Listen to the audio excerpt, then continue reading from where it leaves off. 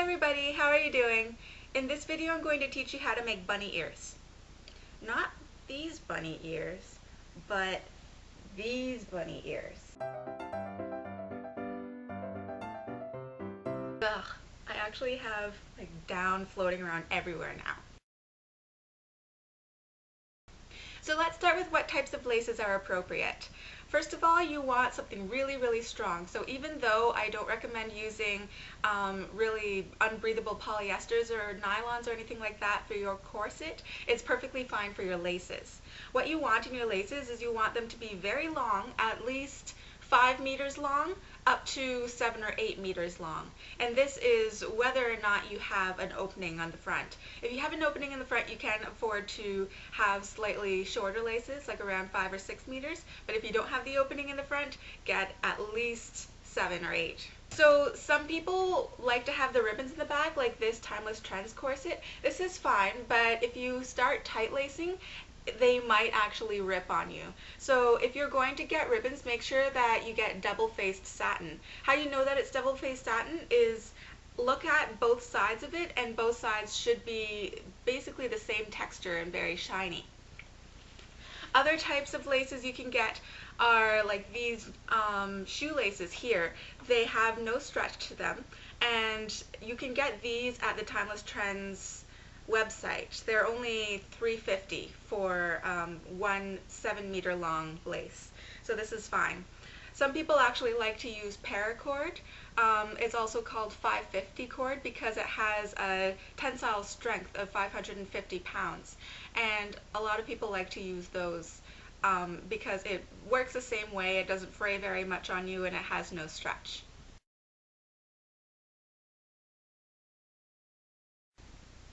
So now I'm going to teach you how to lace your corset for the first time. There are many different ways of lacing your corset, both functional and decorative, but by far, for waist training, the most popular type is the bunny ear style, where you have X's above and X's below the waist, and then you have your bunny ears coming out from the center of the waist. The reason for this is because you'll have independent control of how tight you want your ribcage and your hips, but most of the cinching is going to be focused on the waist here. So what you want to do, the first thing, is you want to find the true waist of your corset. Now if you have a waist tape, this is fairly easy to find. Just follow the waist tape out like this, and you should be able to find the grommets here that are on either side of the waist tape. If your corset does not have waist tape, then just try to find the most narrow part of it. So I have my fingers here, and this is at the true waist. And from here, right here, starting from the center, you want to say over, under, over, under, over, under, over. So what this means is you want your X's to be over the corset at first. So what you want to do is take your laces and thread underneath the corset at the top grommets here.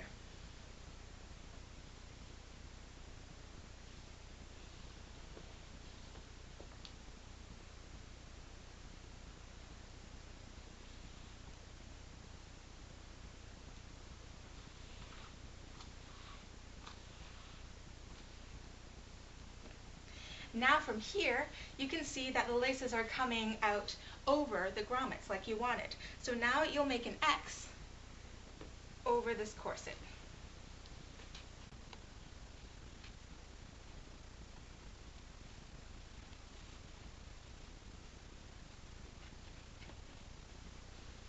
So now you can see we've completed our first X, and like we wanted it, it was over the corset. Now the next X we want is going to be underneath the corset. So take your laces and thread it from underneath. So the right lace is going to cross over or cross underneath the left side, and the left lace is going to cross underneath the right side like this.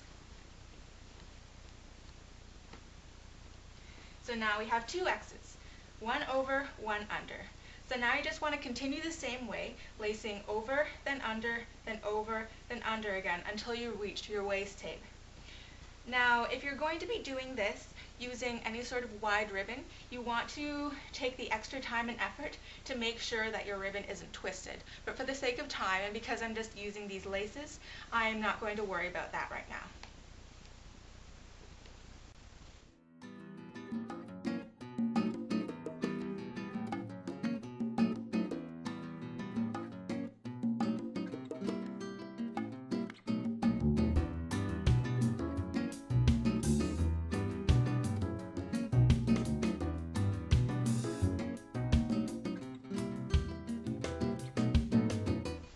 Alright, so now you can see that we've reached the waist tape. So what we want to do, instead of crossing over at this point, instead we're just going to make loops over. So just take your left lace and thread it in from the overside, still on the left side. And then take your right lace and thread it over the corset, still on your right side. So what you have now are your bunny ears in the middle. So since we just put the laces over the corset, our next X is going to be underneath the corset. So just continue crossing under, over, right to the very end until you get to your last grommets.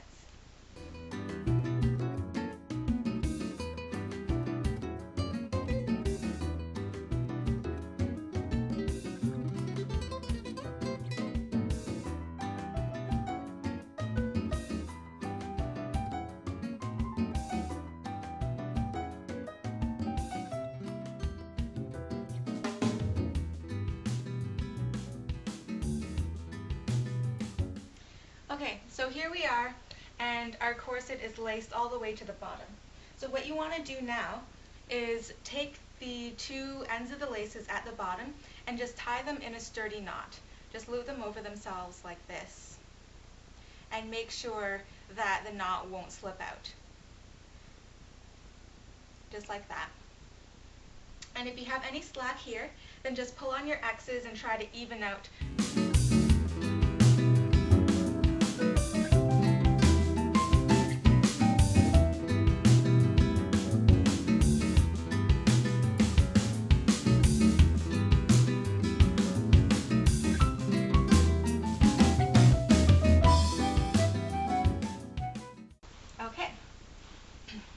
So now your corset is laced and it's slightly open, so it's ready for you to put it on now. So you have 3 X's up top here, the bunny ears, and 3 X's at the bottom as well. Now if you have a different number of grommets on each side, then you might have a different number of X's, but it will still generally be the same style with X's over, under, etc. So this is what it looks like when your corset is open. And then, when you have your corset tightened completely at the back, all that will be visible are the X's that are going over the corset. So here you can see it a little bit more clearly. I hope this helped. Let me know if you have any other questions or comments, or if you have any requests for future tutorials.